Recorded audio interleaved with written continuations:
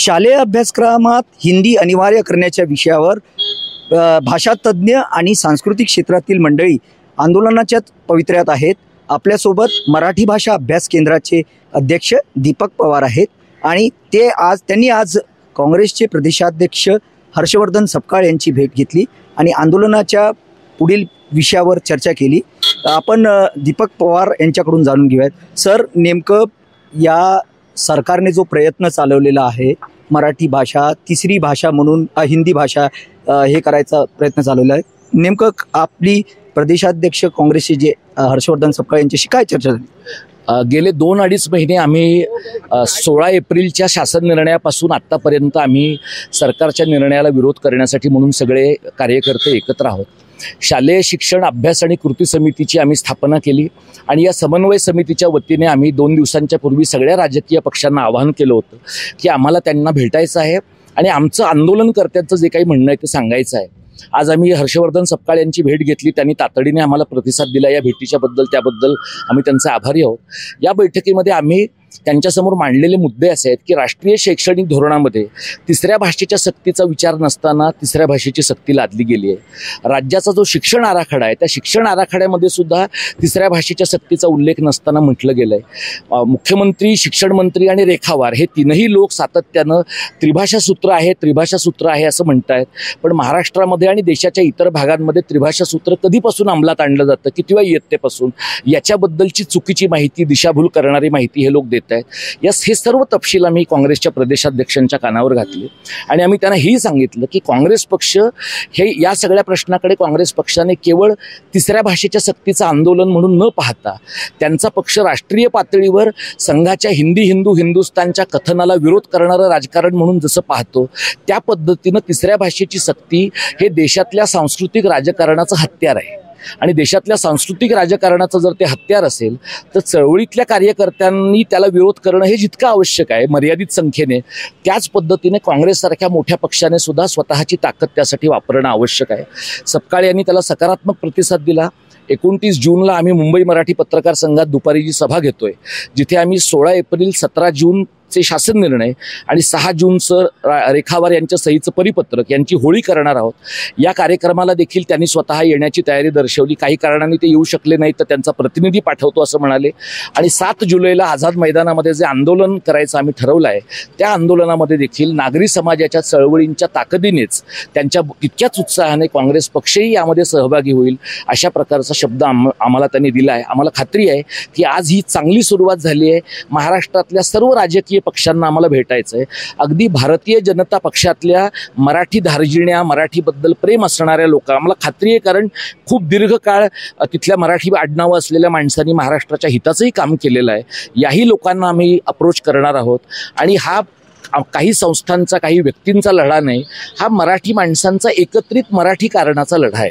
Sir, काल परवा वर्षा बंगल्यावर बैठक झाली आणि त्या बैठकीमध्ये असं सांगण्यात आलं की आम्ही सक्ती केलेली नाही आणि सगळे जे आहे म्हणजे मराठी भाषेशी संबंधित जे तज्ज्ञ आहेत किंवा वेगवेगळ्या प्रकारचे लोक आहेत त्या सगळ्यांना विश्वासात घेऊनच आम्ही काय तो निर्णय घेऊ। सरकारने असं म्हटलंय, सरकारच्या प्रवक्त्यांनी पण म्हटलंय, हे जे कोणी तथाकथित 450 तज्ज्ञ आहेत त्यांची नावं सरकारने त्यांच्या वेबसाईटवर टाकावीत, पब्लिक डोमेनमध्ये टाकावं, म्हणजे त्यांची तज्ज्ञता काय आहे त्याची खातरजमा महाराष्ट्रातले लोक घेतील। हे जे 450 लोक आहेत ते सरकारच्या मांडीवर बसलेले तज्ज्ञ जर असतील तर त्यांच्या बौद्धिकतेबद्दल आम्हाला मुळातच शंका आहे आणि त्यामुळे राज्याची जी सुकाणू समिती आहे शिक्षण खात्याची, त्या सुकाणू समितीमधला फक्त रमेश पानसेंसारखा माणूसच का बोलतो?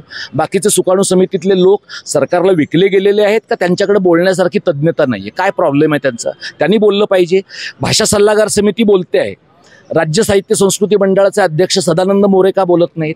विश्वकोश निर्मिती मंडळाचे अध्यक्ष रवींद्र शोभणे का बोलत नाहीत? ह्या सगळ्या लोकांनी जर आपली भूमिका मांडली म्हणजे तुम्ही सरकारची प्यादी आहात का? म्हणजे लोकांनी रस्त्यावर उतरून आंदोलनं करायची, लोकांनी स्वतःच्या घरावर तुळशीपत्र ठेवायचं आणि तुम्ही मात्र सरकारकडनं मिळणाऱ्या गाड्या आणि सरकारकडनं मिळणारे तनखे याच्यासाठी तुम्ही स्वतःचं स्वत्व विकायचं, या प्रकारचा दुटप्पीपणा ज्यांचा आहे ना ते सुद्धा या सगळ्या लबाडीच्या कार्यक्रमामध्ये एक्सपोज होत आहेत। मराठी भाषा अभ्यास केंद्राचे जे शिष्टमंडळ आज भेटले होते त्यातील एक पदाधिकारी, सर तुम्ही काय सांगाल? सपकाळ साहेबांनी जी सहकार्याची भूमिका मांडलेली आहे ते त्यांचे स्वतःचे विचार आहेत।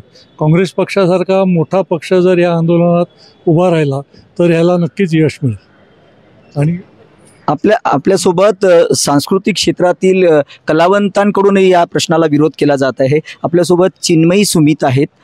मॅडम काय सांगाल?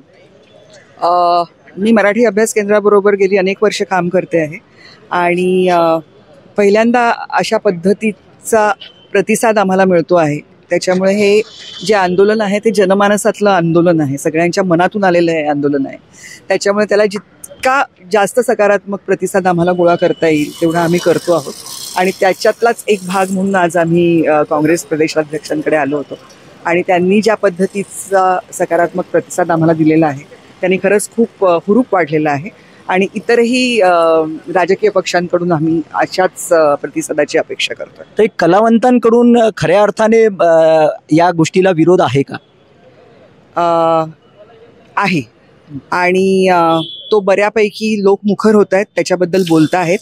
फक्त दरवेळेला असं होतं की विचारवंतांकडून त्यांनी भूमिका घ्यावी अशी अपेक्षा असते आणि कलाकारांना विचार करता येतो असं आपल्या जनमानसात अजून रुजलेली नाही आहे ती गोष्ट.